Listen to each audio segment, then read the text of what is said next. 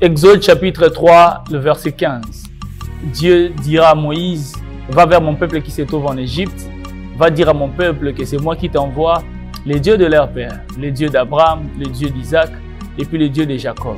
Je me suis toujours posé une question en lisant ces textes. Est-ce que ça valait vraiment la peine que Dieu dise les dieux de Jacob? Parce qu'un jour ou quelques temps avant cela, Dieu s'est livré dans une bataille avec un monsieur qui s'appelait Jacob.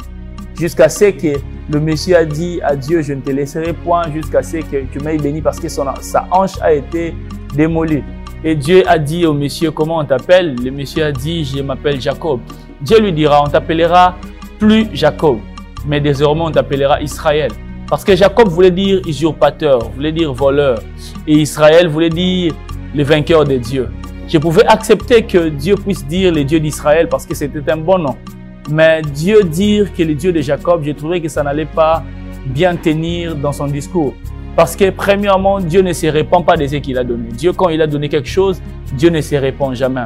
Et deuxièmement, en termes de connexion, l'apôtre Paul dit, les mauvaises compagnies corrompent les bonnes mœurs. Normalement, Dieu devrait accepter une connexion avec Israël plutôt qu'avec Jacob.